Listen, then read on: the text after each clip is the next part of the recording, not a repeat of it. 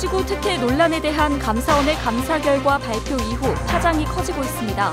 특혜 소지가 있다는 감사원의 지적과는 달리 지역 국회의원과 전임 시장 등의 해석은 제각각입니다. 고령자들에 대한 돌봄 서비스가 달라지고 있습니다. 전남에서는 처음 순천에서 요양시설이 아닌 자신의 집에서 돌봄 지원을 받는 시스템이 도입돼 관심을 모으고 있습니다. 지난주 태풍 미탁의 영향으로 지역도 큰 피해를 입었습니다. 특히 긴 양식장의 피해가 커 피해액만 100억 원에 이르는 것으로 집계됐습니다. 최근 3년 동안 전라선 고속열차 승객이 크게 늘어난 것으로 나타났습니다. 지난해 서울 여수 간 전라선 승객만 1,200만 명으로 지난 2016년과 비교해 60% 이상 증가했습니다. 여러분 안녕하십니까? 여수 MBC 뉴스데스크입니다. 여수 상포지구의 준공과 토지 등록 등의 과정에서 특혜 소지와 부당한 행정 처리가 있었다. 이런 내용의 감사원 감사 결과 지난주 전해드렸습니다. 하지만 감사원 발표 이후 이해관계에 따라 입장과 해석이 엇갈리면서 논란이 오히려 증폭되는 양상입니다. 네, 각자의 주장과 그 배경은 무엇인지 자세한 내용 직접 취재했습니다. 돌산 상포지구 진실은 이렇습니다. 여수 상포지구 특혜를 둘러싼 논란이 뜨겁던 지난해 초 여수시가 내놓은 해명 자료입니다. 토지 등록은 전남도와 협의하지 않더라도 행정적으로 아무런 하자가 없다. 부실 논란을 낳았던 도로도 임시도로일 뿐이어서 토지 등록과 전혀 관계가 없다는 등 당시 제기되던 의혹의 소지들을 반박하는 내용들입니다. 하지만 이 설명들은 이번 감사원 감사 결과에서 대부분 뒤집히고 말았습니다. 도와 협의 없이 준공인가 조건을 변경한 것도 중로도로 준공검사와 토지 분할 허용도 모두 부당하다고 판단한 겁니다. 감사원 감사 보고서에 의해서 논란이 저는 종식됐다. 그렇게 생각합니다. 예. 뭐 지역사회라든가 우리 특위에서 끊임없이 이렇게 논란이 되고 의혹이 있던 부분을 감사원 감사 보고 하나로 가지고 끝났다. 결국 시 행정에는 주의 요구가, 관련 공무원 2명에는 중징계 요구가 내려졌고 비판의 화살은 일제히 당시 시정 책임자인 주철현 전 시장을 향했습니다. 정결권자가 하위 직급자라고 한다고 해서 또 그에 대한 행정 책임을 묻는다고 해서 시장이 그에 대해서 전혀 책임을 부담하지 않는다는 건 부당하다는 것입니다. 하지만 주 전 시장 측도 전혀 물러서지 않을 태세입니다. 인척이 연루된 부분 등은 도의적 입장에서 사과하면서도 감사 내용에 대해서는 조목조목 반박하고 나섰습니다. 감사원이 단순 매립지에 대해 복합 매립지의 인허가 잣대를 들이대 결론을 잘못 도출했고 위법이나 특혜를 명확하게 지적할 수 없어 변상이나 고발 조치 등을 전혀 요구하지 못했다고 주장합니다. 이것이 경찰과 검찰의 수사 결과입니다. 이런 중대한 위법이 있다면 담당 공무원이 고발되고 저는 시정 조치 받아야 되고 또 엄중한 처벌을 받아야 된다고 생각합니다. 그런데 감사원이 그렇게 안 하지 않습니까? 검찰과 경찰의 수사에서는 구체적 범법 혐의를 찾아내지 못한 사안에 대해 감사원은 행정 절차상의 하자를 지적하고 나선 미묘한 상황. 6개월 앞으로 다가온 총선의 이해관계와도 얽혀 상포지구 특혜 시비를 둘러싼 논란은 당분간 쉽게 가라앉기 어려운 분위기입니다. MBC 뉴스 박광수입니다. 네, 최근 3년 동안 전라선 고속열차 승객이 크게 늘어난 것으로 나타났습니다. 한국철도공사가 국회 국토교통위원회 송원석 의원에게 제출한 자료에 따르면 지난해 서울 여수 간 전라선 승객은 1,200만 명으로 지난 2016년 785만 명과 비교해 60% 이상 증가했습니다. 또 서울 목포 간 호남선 승객도 지난해 2,500만 명으로 같은 기간 20% 이상 증가한 것으로 나타났습니다.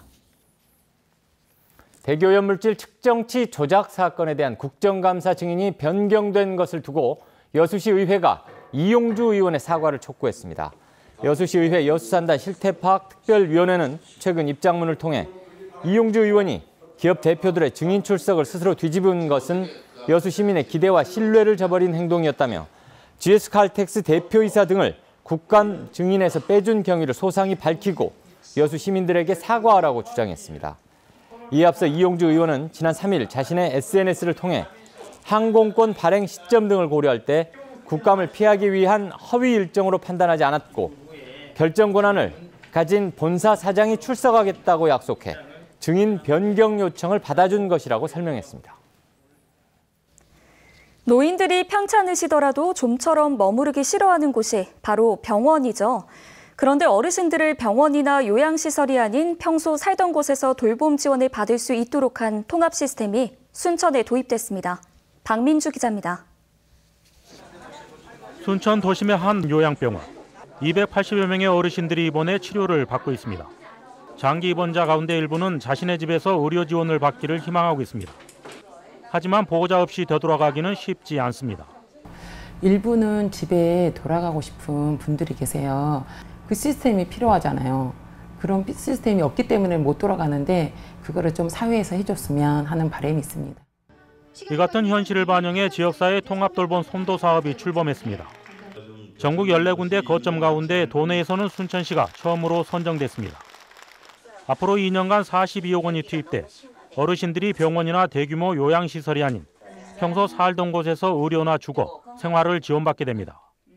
통합돌봄 사업에는 13개 민간단체와 마을 단위 돌봄 조직이 참여합니다. 독립생활 지원이 가능하도록 집수리, 가사돌봄, 보건의료 지원, 재활 등의 이웃하고 순천시 그리고 관련 기관이 함께해서 돌보는 제가 케어 시스템을 마련할 예정입니다. 65세 이상 순천시 노인 인구 4만 1천여 명 가운데 돌봄이 필요한 만성질환 어르신은 만여 명. 자신이 살던 곳에서 민간이 협력해 돌보는 네트워크 구축이 시도되고 있습니다. MBC 뉴스 박민주입니다. 고용 승계가 되지 않아 반발해온 남해화학 사내 하청업체 근로자 일부가 고용계약을 체결했습니다. 남해화학 사내 하청업체인 주식회사 세아는 기존의 남해화학 공장에서 일해오던 한국노총과 항운노조 소속 조합원 47명과 어제 고용계약을 맺었다고 밝혔습니다. 해당 업체는 나머지 민주노총 소속 조합원 26명은 현재 남해화학과 근로자 지위 확인 소송을 진행하고 있기 때문에 소송 결과가 나온 이후에 협상을 이어갈 계획이라고 덧붙였습니다. 태풍 미탁으로 인해 전남 지역의 김 양식장에서만 100억 원에 달하는 태풍 피해가 났습니다. 초토화된 바다에서 올해 김 농사의 끈을 놓지 않으려고 어민들이 발버둥 치고 있습니다. 양현승 기자가 취재했습니다. 바다에 줄지어 있어야 할 김발과 부표가 끊임없이 무트로 끌려옵니다. 바닷가 백사장은 이미 부서진 김 양식 시설이 산더미처럼 들어찼습니다. 폐기할 것과 재활용할 것을 분류할 일이 막막합니다. 쓸 수 있는 부자나 간다대나 이런 것들은 제거해가지고 저희가 재활용하고 지금 김발 같은 거는 거의 쓸 수가 없기 때문에. 지난주 태풍 미탁 때문에 해남군 김 양식장의 5분의 1이 망가지는 등 전남 전체 김 양식 시설 4만 4천 채기 피해를 입었습니다. 김 양식장에서 쓰는 단위 한 척은 40m. 피해를 입은 김 양식장 줄을 이어붙이면 1,760km, 서울, 부산을 2번 왕복하는 길입니다. 추산된 피해액만 95억 원에 이릅니다. 마음이 착착하지 뭐라고 말할 수 없을 정도지요 지금 현 상태에서. 김발을 철거한 바다에 다시 양식시설을 늦어도 다음 달 초까지 설치해야 올해 김 농사를 이어갈 수 있는 실정입니다.